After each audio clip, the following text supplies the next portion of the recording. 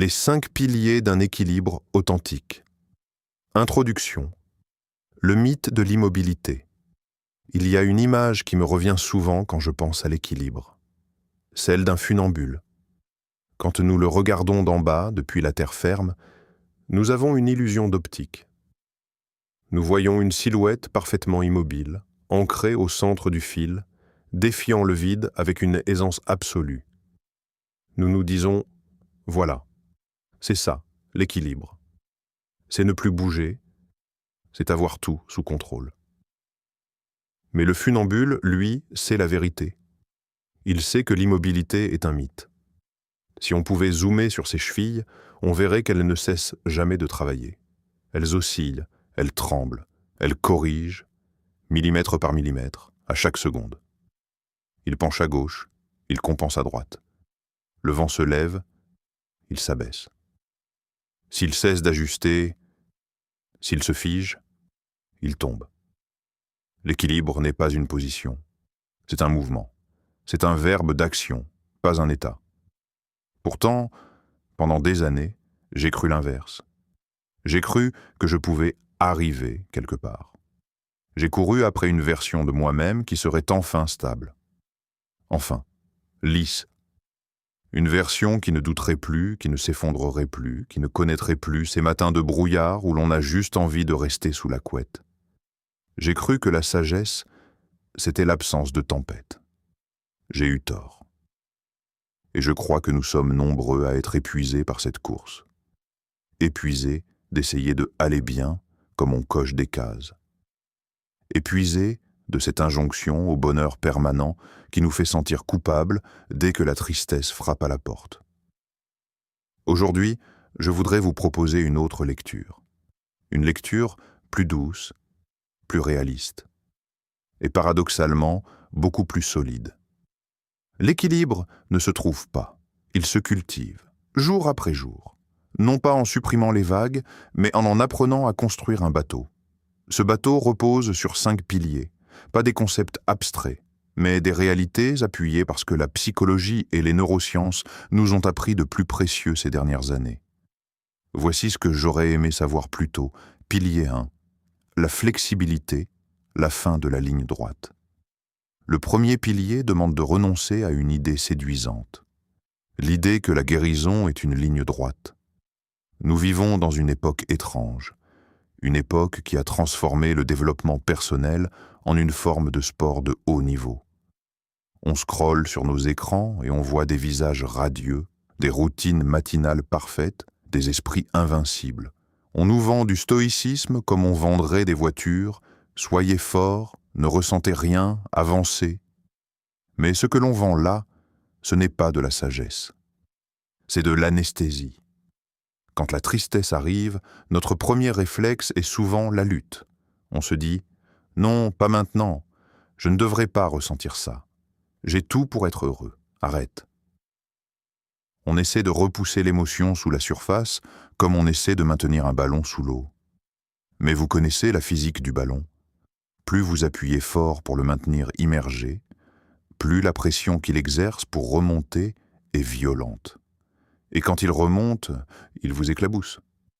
Stephen Hayes, le fondateur d'une approche thérapeutique appelée l'ACT, a mis des mots très justes sur ce mécanisme. Il appelle cela l'évitement expérientiel.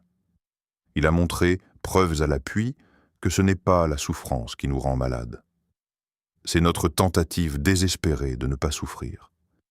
C'est l'énergie colossale que je dépense à faire semblant d'aller bien qui m'épuise, bien plus que la tristesse elle-même.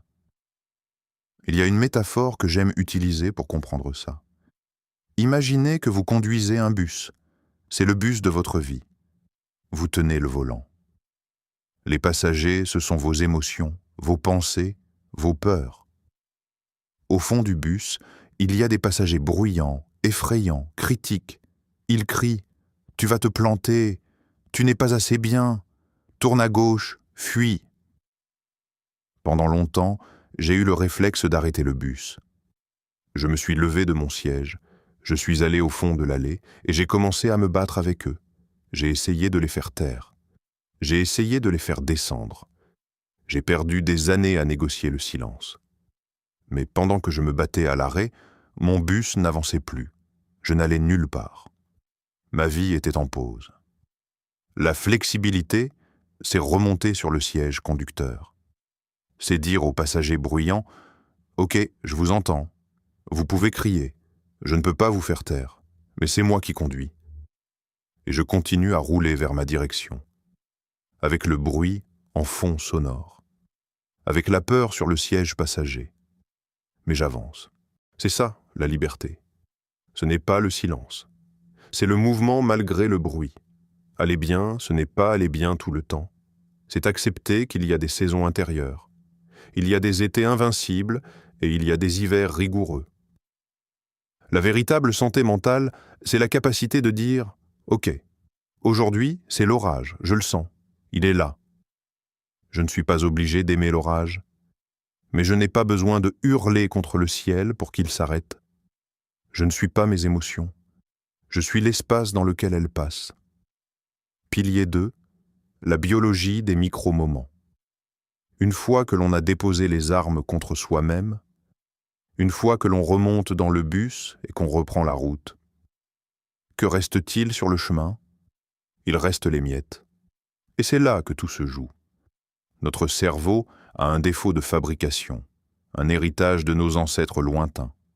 Le neuropsychologue Rick Hanson utilise cette formule géniale.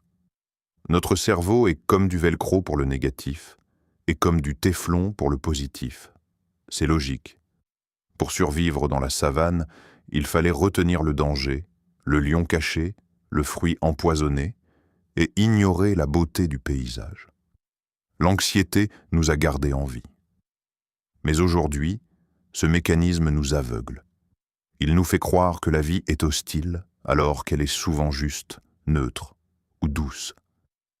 C'est ici qu'intervient le deuxième pilier. Les travaux de la chercheuse Barbara Fredrickson sont fascinants. Elle a étudié ce qu'elle appelle la théorie Broaden and Build, élargir et construire. Elle a découvert que les émotions positives, même minuscules, même fugaces, font quelque chose de biologique à notre corps. Contrairement au stress qui rétrécit notre vision, le fameux effet tunnel, la micro-joie ouvre notre champ de vision, littéralement. Nos yeux captent plus d'informations périphériques. Notre rythme cardiaque s'apaise. Notre système immunitaire se renforce. Mais attention, il ne s'agit pas de se forcer à voir la vie en rose ou de nier le tragique du monde. Il s'agit d'hygiène neurologique. La pratique est simple, mais elle demande de la discipline. Il faut attraper les micro-moments au vol. C'est la chaleur de la tasse de café le matin entre vos mains. Ne la buvez pas tout de suite. Sentez-la. C'est le rayon de lumière qui traverse la vitre à 16 heures et qui fait danser la poussière. C'est le sourire d'un inconnu dans le métro. C'est la fraîcheur des draps le soir. Quand cela arrive, ne passez pas à autre chose immédiatement. Arrêtez-vous. Pendant 10, 15, 20 secondes. Respirez dedans. Imaginez que vous installez cette sensation dans votre poitrine. Laissez-la descendre de votre tête à votre corps. Transformez cet état éphémère en un trait durable. C'est comme ça que l'on répare son système nerveux. Pas avec des feux d'artifice une fois par an, mais avec de petites bougies allumées chaque jour, patiemment. C'est ça, nourrir le vivant en soi. Pilier 3, le sens plutôt que le plaisir. Nous arrivons au cœur du réacteur. La différence entre le sucre et le pain complet. Notre société de consommation nous vend du sucre, du plaisir immédiat, le like sur la photo, l'achat impulsif. La série qu'on dévore, c'est agréable, ça fait du bien, sur le moment. Mais c'est ce qu'on appelle le bonheur hédonique. Le problème du plaisir, c'est qu'il s'évapore. Et pire, on s'y habitue. Il en faut toujours plus pour ressentir la même chose. C'est une course sans fin sur un tapis roulant. L'équilibre authentique repose sur autre chose, sur le bonheur eudémonique. Le sens. Viktor Frankl, ce psychiatre autrichien qui a survécu à l'enfer des camps de concentration, avait identifié un phénomène moderne qu'il appelait la névrose du dimanche. Vous connaissez cette sensation? Toute la semaine, on court. On est dans l'action, le stress, le travail, les obligations. On est distrait par le bruit, et puis le dimanche arrive, le travail s'arrête. Le téléphone sonne moins, le vide se fait, l'agitation retombe, et soudain, au lieu d'être apaisé, une angoisse sourde remonte. Un sentiment de vide abyssal, une mélancolie inexplicable. Pourquoi? Parce que sans le bruit de l'urgence, on se retrouve face à la question du sens. Et si la réponse est vide, la souffrance apparaît. Le plaisir nous distrait de ce vide. Le sens, lui, le remplit. Frankl a observé dans les camps que ceux qui survivaient le mieux n'étaient pas les plus robustes physiquement, mais ceux qui avaient un « pourquoi ». Ceux qui savaient pourquoi ils devaient tenir. Celui qui a un pourquoi pour vivre peut supporter presque n'importe quel comment. Le sens, c'est ce qui reste quand le plaisir a disparu. C'est la colonne vertébrale. Alors, demandez-vous, qu'est-ce qui donne de la densité à votre vie? Pas ce qui vous amuse, mais ce qui vous importe. Ce n'est pas forcément sauver le monde ou écrire un chef-d'œuvre. C'est parfois juste cultiver son jardin avec soin, élever un enfant dans la bienveillance, perfectionner un geste artisanal, être là pour un parent âgé. Le sens, c'est sentir que si je n'étais pas là aujourd'hui, il manquerait quelque chose au monde, aussi infime soit-il. Quand on traverse une épreuve, le plaisir est inaccessible. On ne ressent plus la joie. Mais on peut toujours toucher le sens. On peut toujours poser un acte, même minuscule, qui est aligné avec nos valeurs. Et c'est souvent ce petit fil rouge qui nous permet de traverser le labyrinthe jusqu'à la sortie. Pilier 4. Habiter ses forces. L'écologie personnelle. Combien de temps passons-nous à essayer de devenir quelqu'un d'autre? Combien d'énergie gaspillons-nous à essayer de corriger nos défauts, à combler nos lacunes? J'ai longtemps cru que pour réussir, je devais être plus extraverti, plus organisé, plus comme eux.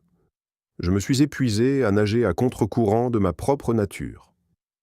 La psychologie positive a apporté une révolution silencieuse ici. Martin Seligman et ses collègues ont cartographié ce qu'ils appellent les forces de caractère. La curiosité, la prudence, la gentillesse, l'honnêteté, la persévérance, l'intelligence sociale. Nous avons tous une combinaison unique, une signature. Le problème, c'est que nous laissons souvent nos forces en friche pour travailler nos faiblesses. C'est comme demander à un poisson de grimper à un arbre toute sa vie. Il finira par croire qu'il est stupide et il sera épuisé. L'équilibre revient quand on arrête de forcer, quand on commence à habiter ses propres forces. Si votre force est la douceur, n'essayez pas d'être un leader autoritaire. Dirigez avec votre douceur. Elle est puissante. Si votre force est la prudence, ne vous forcez pas à être un aventurier casse-cou. Soyez le gardien, celui qui voit les risques. C'est précieux pour le groupe. Quand nous agissons à partir de nos forces, quelque chose change. L'effort diminue, le temps s'efface. On entre dans ce que l'on appelle le flow. On se sent à sa place. Ce n'est pas de l'arrogance, c'est de l'écologie personnelle. C'est arrêter de vouloir être un chêne quand on est un roseau. Le roseau n'est pas moins bien que le chêne. Il plie sous le vent sans rompre. C'est sa force. Trouvez votre nature et laissez-la respirer. Pilier 5. Le lien, le sol vivant. S'il ne fallait retenir qu'une seule chose, un seul pilier pour tout soutenir, ce serait celui-ci. Nous avons oublié que nous sommes des mammifères, des animaux de meute.